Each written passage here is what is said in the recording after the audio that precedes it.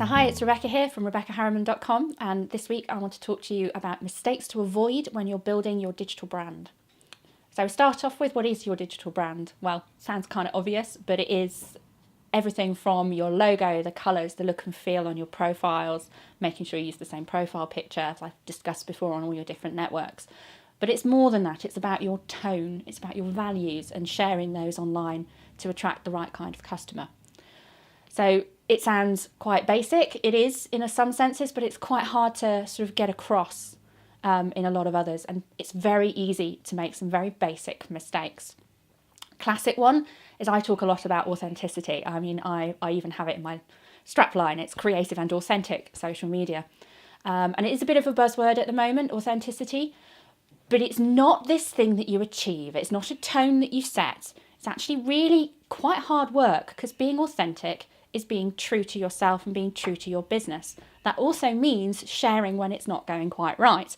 That's quite hard. That's making yourself vulnerable to a vast audience online. It's something that you have to constantly work at. How true are you being to your brand values, to what your company stands for? And that is as true for a big company as it is for a little one-man band. It's quite hard and it's constantly evolving. So keeping working at it is fine. It doesn't matter if you sound a bit different, as long as you can see progress and you're working along the same values. But the basic common mistakes, I think I've probably got around 5 here.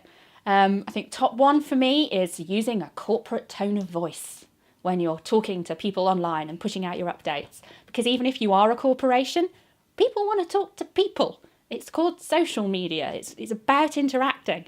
It's not about talking down to people or sounding kind of, putting on that business voice, being a bit posher than you really are, or trying to project something that you're not, or that you're bigger than you are.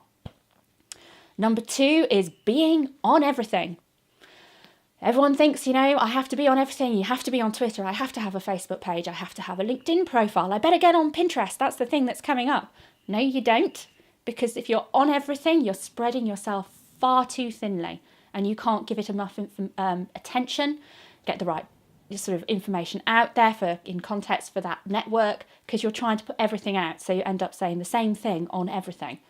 And people tend to connect with you on more than one thing. And if you're saying exactly the same thing on everything, it's boring for them. They're not going to buy into you as a company. Number 3 is constantly changing your offering. So something's not really working for you, so you change it and do something else. And then you change it and do something else without giving anything enough time to get traction. Your classic for this one, it can be very much, I'm going to run my social media surgeries, for example. I've run one and it didn't work. So what shall I do? I'll run them on Facebook instead.